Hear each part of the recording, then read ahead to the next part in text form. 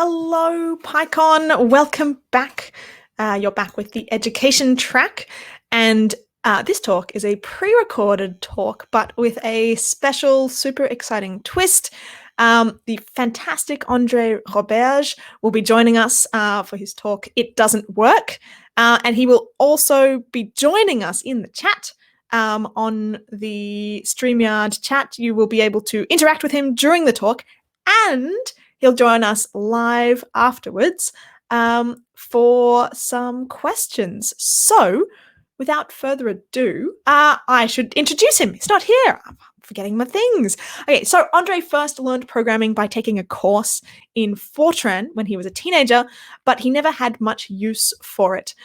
In 2004, while in his 40s, he decided to pick up programming as a hobby and a creative outlet to distract him from his day job. That sounds fantastic. I love it. Since then, he mostly focused on creating programs and programming environments intended to help beginners learn his favorite hobby. These include REPL, Reborg's World, AvantPy, and a few others, with the latest being Friendly. So I will pass over to the pre-recorded talk. Think up some questions, put them in the chat, put them in the questions chat, and we'll answer them all throughout and after. Thank you so much. Welcome to It Doesn't Work, a talk given as part of the education track of PyCon Australia 2021. My name is André Roberge, joining you today from Canada, where I live and have fun with Python. Note that many slides shown during this talk include tiny XKCD cartoon panels, too small for you to read during the presentation. These are intended to provide additional entertainment to people that have downloaded the slides. Since this is the education track, I'm assuming that you have taught or plan to teach Python to someone else that I will refer to as your students. Your students have Python, including idle, installed on a computer. You decide to introduce them to Python using the Turtle module, starting with a complete example. You show them how to run a program. Success! A square has been drawn. Your students copy the code from your example and attempt to run it. It doesn't work. They see virtual red ink. In their experience, red ink is not a good thing. They take a closer look at the content and see a lot of unknown jargon: traceback, attribute error, partially initialized module, circular import, etc. At this point, your students might get discouraged, thinking that programming is not for them. They feel inadequate and might just want to give up. Could this be made more user-friendly? Before we see if this is possible, let's review the type of information we can get from a normal Python traceback. We can see where in the code the error occurred. We can see what type of exception was raised. The message gives us an idea as to why the exception was raised. Of course, it requires some experience to be able to decipher such tracebacks, something that we cannot expect beginners to be able to do on their own. What if there existed a better way? On the left, we have a normal traceback. What if we could have, like what is shown on the right side, a modified version with shorter lines and some black and blue in addition to the red? Let's zoom in to this modified traceback. This is the modified traceback. The student might perhaps recognize more easily the text in black as being the code they wrote. At the bottom, except for the word module, what if a nearly jargon-free, easy-to-understand sentence was added, giving them a hint of what might be the source of their problem? Did you give your program the same name as a Python module? When using idle, we have access to a Python interpreter after running a program. If students didn't know about Python exceptions, what if asking what could reveal the meaning of the exception, in this case here, an attribute error? What if asking where would show the location of the error more explicitly than a traditional traceback would? We see the part in the line highlighted in red indicating the exact location of the problematic code. At the bottom, we see a reference to turtle.py. Before continuing with this example, let me show you a similar where output from a different example. Here at the bottom, instead of turtle.py, we see Python lib turtle.py. This tells us that the code is from Python standards library and not code written by a student, unlike what we saw with the previous example. Let's go back to that example.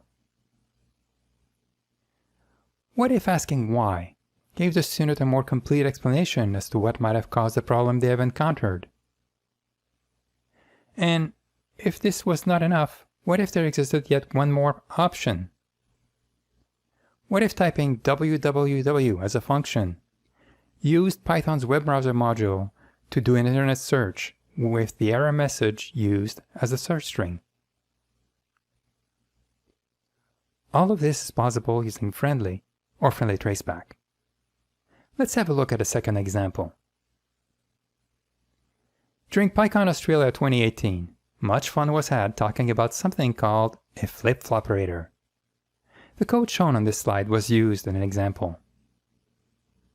This code includes a text: "I have had a great day with this large boy, Monsieur Bobo. You may also know him as Monsieur Chunky Bobo, or Monsieur loves to eat the food, Bobo." Here I show the result when I attempt to run this example using friendly in a terminal instead of with an idle. I get a traceback with a name error. The text in white at the bottom is a hint added by friendly. Asking why gives us a fuller explanation as to what might have caused the problem. It suggests that we might have forgotten to install the module from PyPI. Note that friendly also subscribes to the notion that using the flipfloperator is a bad idea. When I watch the talks about the flipfloperator, I notice the use of the phrase Monsieur Bobo. Clearly, this one example was an indication that there must be a thriving French-speaking community in Australia. Assuming they are watching this talk, those French-speaking Pythonistas should be pleased to know that friendly can give them information in their preferred language. This is the end of a rather long introduction. For the rest of this talk, I'd like to give you a brief historical overview of the evolution of friendly, initially known as friendly traceback, showing a few more examples. Then I will attempt to justify the approach I use in developing friendly by using some work from experts in the field. The purpose of this talk is to motivate you to use friendly with your students. My hope is that, in return, you will provide me with some feedback so that I can make it even better. When I created Friendly Traceback, my initial idea was to create a tool that could help students decipher normal Python tracebacks so that they could eventually learn to extract the what, where, and why on their own. Initially, I thought of simply taking the message included in the traceback, reformulating it so that students could make better sense of it, and make it possible to translate this reformulated message into languages other than English. So, given an error like what is shown, name error, name Monsieur is not defined, Friendly Traceback was to provide all the information shown on this slide. What is a name error? An explanation that might be useful if such an error is encountered for the first time, but might become superfluous after a while. Why this error might have occurred, and where exactly in the code. This is the information provided by Friendly Traceback with overlaid boxes on the slide to make it easier to parse. Of course, in reality, these boxes are not present and we see a big chunk of text. Here, instead of using Friendly Traceback, I used Friendly, which does some additional formatting, including adding colors. These added colors should make it easier to parse the information. Still, having all the information shown at once, especially with more complex examples, can lead to a huge wall of text. This led me to add the functions what, where, and why that can be used interactively to obtain only parts of the information when required. For example, why? In your program, no object with the name Monsieur exists. I have no additional information for you. Originally, Friendly Traceback did not add, I have no additional information for you, since that was always the case. However, that has since changed, as I will show in a different example later. Of course, this approach of explaining what a given exception means and what might have caused the error simply based on the text provided by Python is not exactly helpful when the message is simply invalid syntax. So a little over 2 years ago, I figured out a way to automatically analyze a few invalid syntax cases and wrote a blog post inviting other people to suggest additional examples. It did not take long for the first suggestion to come in.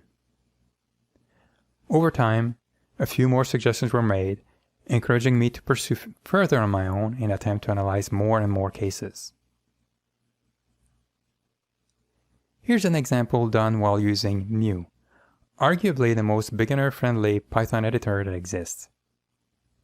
I first start by importing everything from friendly.mu.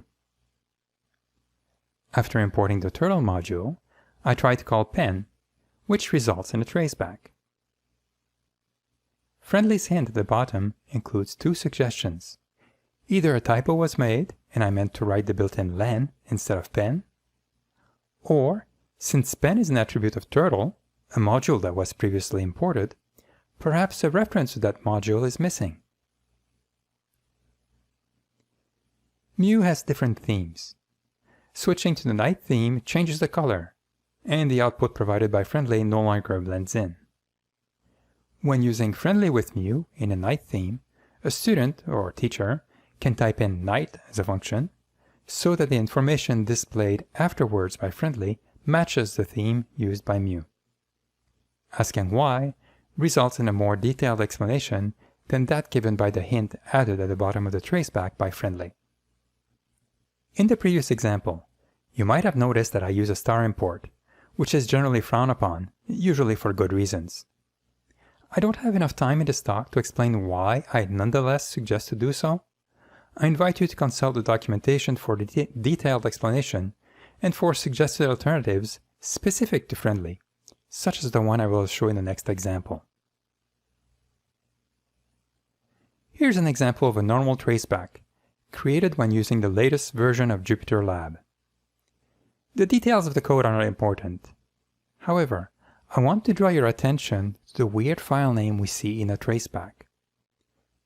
How is a student supposed to make sense of this information?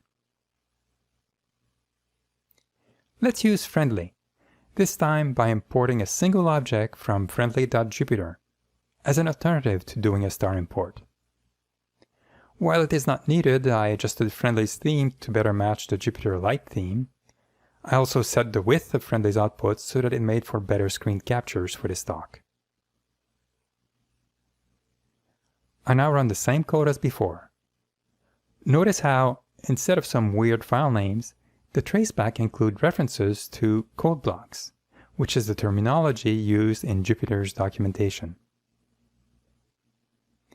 If I want to know the cause of the problem, according to Friendly, this time I cannot simply type the function y, since I did not use a star import.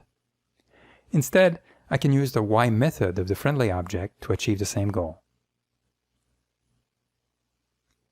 I've mentioned Friendly and Friendly Traceback.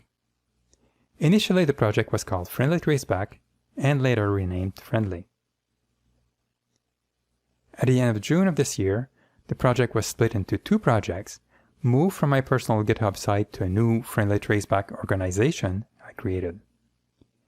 Friendly Traceback does the analysis required to provide answers to the what, where, and why mentioned before. Friendly takes care of providing the required formatting in a variety of environments. Interpreters used in terminals, editors such as idle and mu, IPython console, Jupyter notebooks, etc. It builds upon Friendly Traceback. Friendly is also the program most users should install. Some third-party projects, such as the websites Hack in Science and Future Coder, use information provided by friendly traceback, and do their own formatting. The split was done on the request of one of those third-party users who found the additional dependencies to be detrimental to the performance of their site. The approach I use in developing Friendly is to add new examples one at a time, trying to find a way to automatically identify the relevant information and providing explanations that can be easily understood. Currently, there are more than 300 individual cases for which Friendly can provide an explanation. Those cases were either some of my own or very often suggested by other users. While I keep adding new examples, I rarely go back and revisit explanations given in older examples. So I encourage all of you to look at the examples, which are all available in the documentation site, and invite you to either suggest new examples or better explanations for the existing ones. When using an interactive interpreter, it is unfortunately very easy to make typos, causing spurious tracebacks. Can an interactive Python interpreter be user-friendly? Here I have some code that caused a traceback. I want to find out why, but I made a typo in writing the function name at the top.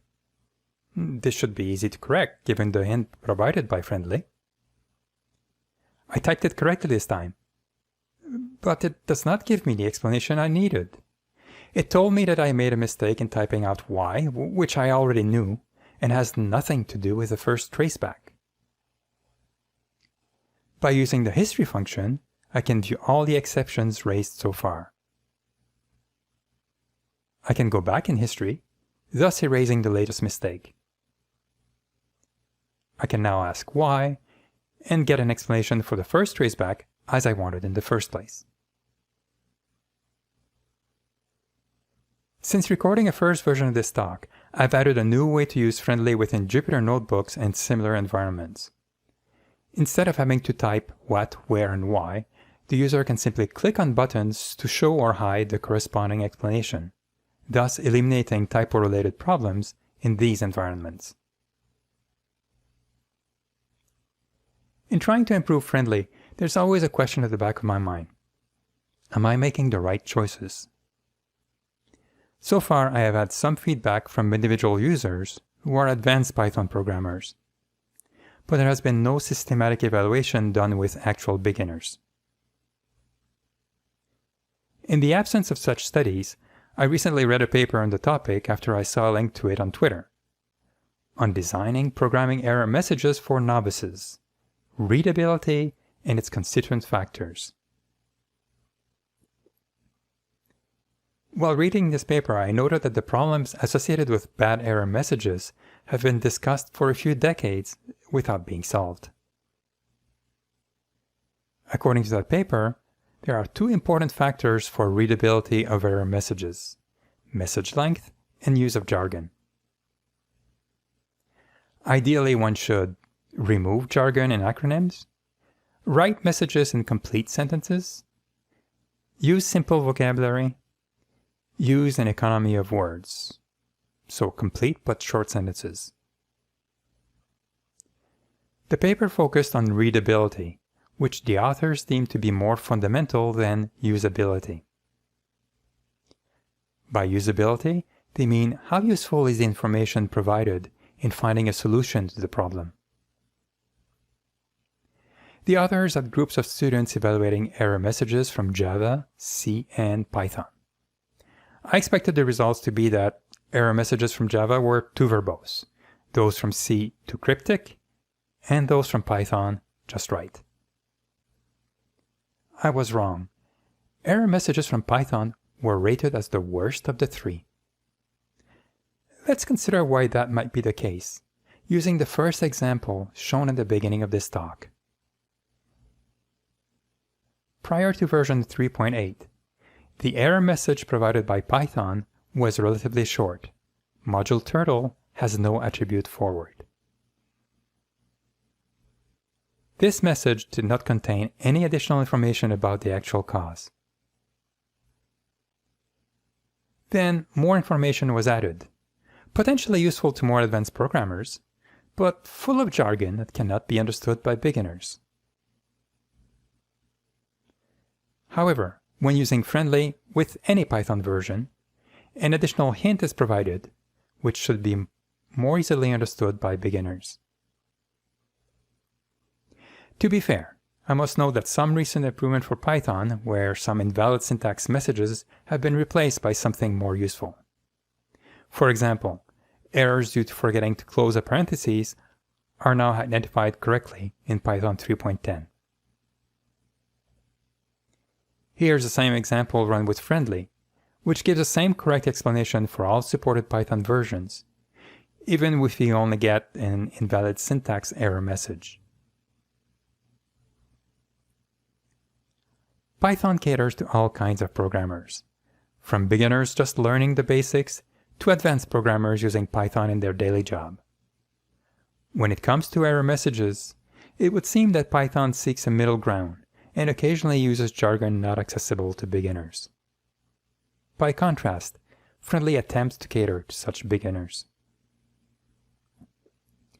Let's have a look at a different example, where Python gives an error message that is rather obscure for beginners. Non-type object is not subscriptable. Using Friendly and asking why gives us an explanation, but no actual clue as to what the object causing the problem is. The note at the bottom explains what the non-type jargon means. Asking where gives us more information. Friendly traceback always attempts to isolate the part of the code that causes problems and identify the value of each object.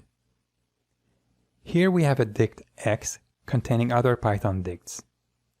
At the very bottom, we can see that x bracket 42 bracket 1 bracket 2 has the value of none, which is the cause of the problem.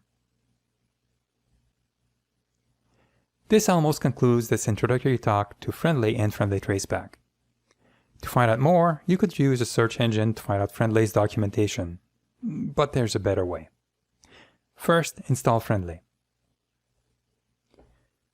Start the Friendly console. Typing in Friendly provides some basic help. To find out even more, type www as a function. Assuming you write this function call without making any typo, no exception will have been raised, and instead of doing an internet search, that function will take you to Friendly's documentation. As an addition to unit test, I record almost all of the example tracebacks for different Python versions in the documentation. This occasionally helps to spot regressions. It is also useful to review the explanation given. I encourage you to do so and make suggestions to improve them. You might also come across some notices about design choices. These are to record choices I make for Friendly traceback, inviting you to comment about their suitability. Perhaps there are better ways to present the information. Of course, using pip to install packages such as Friendly is often something that beginners find difficult. Ideally, there should be a better way. Perhaps Friendly will be installed by default in a future version of Mu, as has been recorded on Mu's GitHub repo by Nicholas Tollervey, Mu's creator. One of the main IPython and Jupyter developer has expressed support for enabling Friendly by default if it is installed. In conclusion, I invite you to try out Friendly, read the documentation, and give feedback so that it can hopefully make Friendly even more useful for you and for your students. And of course, I welcome any question you might have. Thank you. Immediately after lunch, we have a fantastic talk by Stephen and Alison on At the Turn of the Tide, teaching Python in real time at scale. So make sure you all join us for that one. In the meantime, Andre, thank you once again. Have a fantastic lunch, everyone, and we'll see you soon. Cheers. Thank you.